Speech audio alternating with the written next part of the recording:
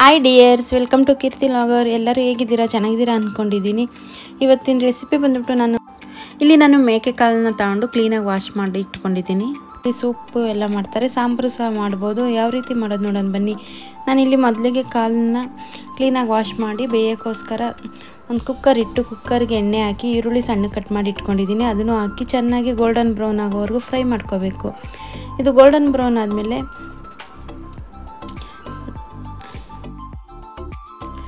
ಈರುಳ್ಳಿ ಎಲ್ಲ colour change ಆದಮೇಲೆ ತೊಳೆದಿಟ್ಕೊಂಡಿರೋವಂಥ ಕಾಲು ಪೀಸ್ನ ಹಾಕಬೇಕು. ಇದನ್ನು ಚೆನ್ನಾಗಿ ಎಣ್ಣೆಯಲ್ಲೇ ಒಂದು 5ರಿಂದ 10 ನಿಮಿಷ ಚೆನ್ನಾಗಿ ಫ್ರೈ ಮಾಡ್ಕೋಬೇಕು. ಇದು ಕಲರ್ ಚೇಂಜ್ ಆಗೋವರೆಗೂ ಚೆನ್ನಾಗಿ ಫ್ರೈ ಮಾಡ್ಕೊಳ್ಳೋಣ. ಇದು ಕಾಲು ತುಂಬ ಒಳ್ಳೆಯದು. ಕಾಲು ಸೂಪು ಸಹ ಮಾಡಿ ಕುಡಿತಾರೆ, ಮತ್ತು ಕಾಲು ಸಾಂಬಾರು ಸಹ ಮಾಡ್ಕೊಂಡು ಕುಡಿಬೋದು. ಈ ಮೂಳೆಗಳು ಮತ್ತು ಜಾಯಿಂಟ್ ಪೇಯ್ನು ಇವೆಲ್ಲ ಇರ್ತಾವಲ್ವ, ಅದಕ್ಕೋಸ್ಕರ ಇದು ಕಾಲು ಸೂಪ್ ಮಾಡ್ಕೊಂಡು ಕುಡಿಯೋದ್ರಿಂದ ತುಂಬ ಒಳ್ಳೆಯದು. ಮತ್ತು ಮೂಳೆ ಕಟ್ಟಾಗಿರ್ತದೆ ನೋಡಿ, ಆ ರಾಡು ಅದೆಲ್ಲ ಹಾಕಿಸ್ಕೊಂಡಿರ್ತಾರಲ್ವ, ಅವ್ರಿಗೂ ಇದನ್ನು ತಿಂಗ್ಳಿಗೆ ಒಂದ್ಸತಿ ನಾವು ಕಾಲು ಸೂಪ್ ಸಹ ಮಾಡಿ ಕೊಟ್ಟರೆ ತುಂಬ ಒಳ್ಳೆಯದು. ಮೂಳೆಗೆ ಸ್ಟ್ರೆಂತ್ ಬರುತ್ತೆ. ಮತ್ತು ನಾನು ಇವಾಗ ಇದನ್ನೆಲ್ಲ ಹುರಿದಾದ್ಮೇಲೆ ಸ್ವಲ್ಪ ಉಪ್ಪು, ರುಚಿಗೆ ತಕ್ಕಷ್ಟು ಉಪ್ಪು, ಅರಿಶಿನ ಹಾಕಿ ಚೆನ್ನಾಗಿ ಮಿಕ್ಸ್ ಮಾಡ್ಕೊತಾ ಇದ್ದೀನಿ. ಚೆನ್ನಾಗಿ ಮಿಕ್ಸ್ ಮಾಡಿಕೊಂಡು 5ರಿಂದ 10 ನಿಮಿಷ ಏನಿಲ್ಲ ಅಂದರೂ ಚೆನ್ನಾಗಿ ಮಿಕ್ಸ್ ಮಾಡ್ಕೋಬೇಕು. ಈ ರೀತಿ ಎಲ್ಲ ಚೆನ್ನಾಗಿ ಮಿಕ್ಸ್ ಮಾಡ್ಕೊಂಡಾದ್ಮೇಲೆ ಕಲರ್ ಚೇಂಜ್ ಆದಮೇಲೆ ಒಂದು ಪ್ಲೇಟ್ ಮುಚ್ಚೋಣ. ಒಂದು 5ರಿಂದ 10 ನಿಮಿಷ. ಇಲ್ಲಿ ನೀವು ನೋಡ್ತಾ ಇರ್ಬೋದು ಚೆನ್ನಾಗಿ ಮಿಕ್ಸ್ ಆಗಿದೆ, ಕಲರು ಚೇಂಜ್ ಆಗಿದೆ. ಇವಾಗ ಸ್ವಲ್ಪ ನೀರು ಹಾಕಿ ಒಂದು 5ರಿಂದ 6 ವಿಶಿಲ್ ಕೂಗಿಸ್ಕೋಬೇಕು.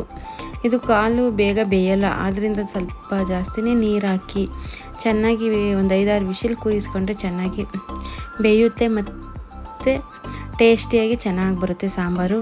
ಇದು ಕುಕ್ಕರ್ ಕೂಗೋ ಅಷ್ಟೊತ್ತಿಗೆ ಸಾಂಬಾರು ಮಾಡೋಕ್ಕೋಸ್ಕರ ಏನೇನು ಬೇಕು ಅಂತ ನೋಡ್ಕೊಳ್ಳೋಣ ಬನ್ನಿ.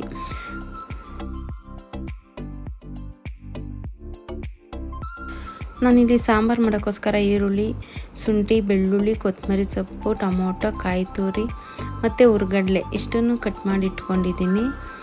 ನಾನು ಇಲ್ಲಿ ಕಾಯಿನ ತುರಿದಿಟ್ಕೊಂಡಿಲ್ಲ, ಪೀಸ್ ಮಾಡಿ ಇಟ್ಕೊಂಡಿದ್ದೀನಿ. ಬೇಕಾದ್ರೆ ನೀವು ಕಾಯಿ ತುರಿದು ಸಹ ಹಾಕ್ಬೋದು, ಇಲ್ಲ ಈ ರೀತಿ ಪೀಸ್ ಸಹ ಮಾಡ್ಕೊಂಡು ಹಾಕ್ಬೋದು. ಚಕ್ಕೆ, ಲವಂಗ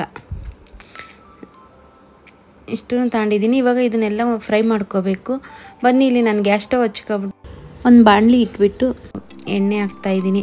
ಎಣ್ಣೆ ಬಿಸಿ ಆದಮೇಲೆ ಒಂದೊಂದೇ ಸ್ಟೆಪ್ ಬೈ ಸ್ಟೆಪ್ ಒಂದೊಂದೇ ಆ್ಯಡ್ ಮಾಡಿಕೊಂಡು ಚೆನ್ನಾಗಿ ಫ್ರೈ ಮಾಡ್ಕೋಬೇಕು. ಈಗ ನಾನು ಮೊದಲಿಗೆ ಈರುಳ್ಳಿನ ಸೇರಿಸ್ತಾ ಇದ್ದೀನಿ. ನಾನು ಇಲ್ಲಿ ಈರುಳ್ಳಿ 2ರಿಂದ 3 ಈರುಳ್ಳಿ ತಗೊಂಡಿದ್ದೆ. ಅದನ್ನು ಉದ್ದಕ್ಕೆ ಕಟ್ ಮಾಡಿ ಇಟ್ಕೊಂಡಿದ್ದೀನಿ. ಅದನ್ನು ಇವಾಗ ಗೋಲ್ಡನ್ ಬ್ರೌನ್ ಆಗೋವರೆಗೂ ಚೆನ್ನಾಗಿ ಫ್ರೈ ಮಾಡ್ಕೋಬೇಕು.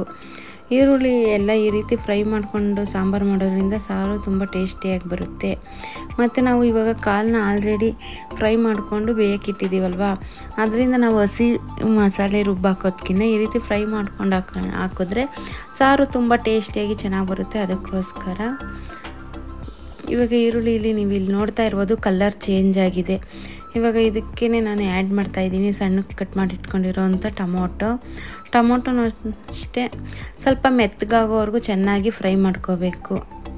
ಟೊಮೊಟೊ ಆಪ್ಷನ್ ಹಾಕಲೇಬೇಕು ಅಂತೇನಿಲ್ಲ, ಸ್ಕಿಪ್ ಮಾಡೋರು ಬೇಕಾದ್ರೆ ಸ್ಕಿಪ್ ಮಾಡ್ಕೋಬೋದು, ಇಲ್ಲ ಟೊಮೊಟೊ ಹಾಕಿದ್ರೆ ಅದು ಒಂಥರ ಡಿಫ್ರೆಂಟಾಗಿ ಟೇಸ್ಟಿ ಇರುತ್ತೆ. ಅದಕ್ಕೋಸ್ಕರ ಶುಂಠಿ ಬೆಳ್ಳುಳ್ಳಿನೂ ಹಾಕಿದ್ದೀನಿ. ಇಲ್ಲಿ ನಾನು ಬೆಳ್ಳುಳ್ಳಿ ಏನಿಲ್ಲಾಂದರೆ ಒಂದು 10ರಿಂದ 12 ಎಸ್ಲು ಬೆಳ್ಳುಳ್ಳಿ ಮತ್ತು 1 ಇಂಚಷ್ಟು ಶುಂಠಿ ತಗೊಂಡಿದ್ದೀನಿ. ಸಿಪ್ಪೆ ಎಲ್ಲ ತೆಗೆದು ಸಣ್ಣಗೆ ಕಟ್ ಮಾಡಿ ಹಾಕ್ಕೊಂಡಿದ್ದೀನಿ. ಅದನ್ನು ಚೆನ್ನಾಗಿ ಮಿಕ್ಸ್ ಮಾಡ್ಕೊಂಡಾದ್ಮೇಲೆ ಕೊತ್ತಂಬರಿ ಸೊಪ್ಪನ್ನ ಆ್ಯಡ್ ಮಾಡ್ತಾಯಿದ್ದೀನಿ. ಇದು ಅಷ್ಟೇ ಚೆನ್ನಾಗಿ ಇದು ಈರುಳ್ಳಿ ಜೊತೆನೇ ಚೆನ್ನಾಗಿ ಮಿಕ್ಸ್ ಆಗಬೇಕು.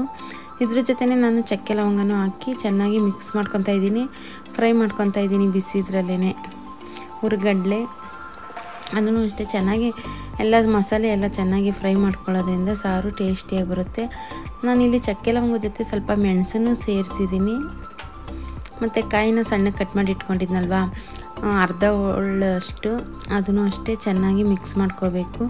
ಇದೆಲ್ಲ ಚೆನ್ನಾಗಿ ಮಿಕ್ಸ್ ಮಾಡಿಕೊಂಡು ತಣ್ಣಗಾಗಿ ಬಿಡಬೇಕು. ಅದು ತಣ್ಣಗಾಗೋ ಅಷ್ಟೊತ್ತಿಗೆ ಇಲ್ಲಿ ನೀವು ನೋಡ್ತಾ ಇರ್ಬೋದು ಕಾಲು ಬೇಯಕ್ಕಿಟ್ಟಿದ್ನಲ್ವ, ಚೆನ್ನಾಗಿ ಬೆಂದಿದೆ. ಈ ರೀತಿ ಚೆನ್ನಾಗಿ ಬೇಯಿಸ್ಕೊಂಡ್ರೆ ಸಾರು ಟೇಸ್ಟಿಯಾಗಿರುತ್ತೆ. ಮತ್ತು ಕಾಲು ಬೆಂದಿದೆ ಅಂತ ನಮ್ಗೆ ಗೊತ್ತಾಗಬೇಕು ಅಂದರೆ ಅದು ಎಣ್ಣೆ ಜಿಡ್ಡೆಲ್ಲ ಬರುತ್ತೆ, ಎಣ್ಣೆ ಅಂಶ ಬಿಟ್ಕೊಳ್ಳುತ್ತೆ. ಆದ್ದರಿಂದ ನಾವು ಕಾಳು ಬೆಂದಿದೆ ಅಂತ. ಇವಾಗ ಖಾರನ ತಣ್ಣಗಾಗಿದೆ, ಅದನ್ನು ಅಷ್ಟೇ ಮಿಕ್ಸಿ ಜಾರ್ಗೆ ಹಾಕ್ಕೊಂಡು ನುಣ್ಣಗೆ ಪೇಸ್ಟ್ ಮಾಡ್ಕೊತಾ ಇದ್ದೀನಿ. ಅದೆಲ್ಲ ನುಣ್ಣಗೆ ಪೇಸ್ಟ್ ಮಾಡ್ಕೊಂಡಾದ್ಮೇಲೆ ಇಲ್ಲಿ ಧನಿಯಾ ಪುಡಿನ ಆ್ಯಡ್ ಮಾಡ್ತಾಯಿದ್ದೀನಿ. ಧನಿಯಾ ಪುಡಿ 2 ಚಮಚ ಮತ್ತು ಖಾರ, ನಾನು ಖಾರಕ್ಕೆ ಮೆಣಸಿನ್ಕಾಯಿ ಹಾಕಿಲ್ಲ, ಖಾರದ ಪುಡಿ ಹಾಕ್ತಾಯಿದ್ದೀನಿ. ಖಾರದ ಪುಡಿನೂ ಅಷ್ಟೇ ಎಷ್ಟು ಬೇಕೋ ಅಷ್ಟು ನೋಡಿ ಹಾಕ್ಕೊಳ್ಳಿ. ನಾನಿಲ್ಲಿ ಒಂದು ಚಮಚ ಖಾರದ ಪುಡಿ ಹಾಕಿದ್ದೀನಿ. ಹೀಗೆ ನುಣ್ಣಗೆ ಪೇಸ್ಟ್ ಮಾಡ್ಕೊಂಡಾದ್ಮೇಲೆ ಕಾಳನ್ನ ನಾವು ಬೇಯಿಸ್ಕೊಂಡಿರ್ತೀವಲ್ವ ಅದಕ್ಕೆ ಮಿಕ್ಸ್ ಮಾಡ್ಕೋಬೇಕು. ಚೆನ್ನಾಗಿ ಮಿಕ್ಸ್ ಮಾಡ್ಕೊಂಡಾದ್ಮೇಲೆ ಮಸಾಲೆ ಎಲ್ಲ ಮಿಕ್ಸ್ ಆಗಬೇಕು. ಆ ರೀತಿ ಚೆನ್ನಾಗಿ ಮಿಕ್ಸ್ ಮಾಡ್ಕೊಳ್ಳೋಣ. ಮಿಕ್ಸ್ ಮಾಡ್ಕೊಂಡಾದ್ರೆ ಆಗಿ ಒಂದು 5 ರಿಂದ 10 ನಿಮಿಷ ಚೆನ್ನಾಗಿ ಕುದಿ ಬಂದರೆ ರುಚಿ ರುಚಿಯಾದ ಮೇಕೆ ಕಾಳು ಸಾಂಬಾರು ರೆಡಿಯಾಗಿದೆ. ಇದು ಮುದ್ದೆಗೆ, ರೈಸ್ಗೆ, ಚಪಾತಿಗೆ ಎಲ್ಲದಕ್ಕೂ ಚೆನ್ನಾಗಿರುತ್ತೆ. ನೀವು ಒಂದ್ಸತಿ ಈ ರೀತಿ ಟ್ರೈ ಮಾಡಿ ನೋಡಿ. ಹೇಗೆ ಬಂತು ಅಂತ ನನಗೆ ಕಮೆಂಟಲ್ಲಿ ತಿಳಿಸಿ. Thanks for watching. ನೆಕ್ಸ್ಟ್ ವಿಡಿಯೋದಲ್ಲಿ ಸಿಗೋಣ. ಬಾಯ್, ಟೇಕ್ ಕೇರ್.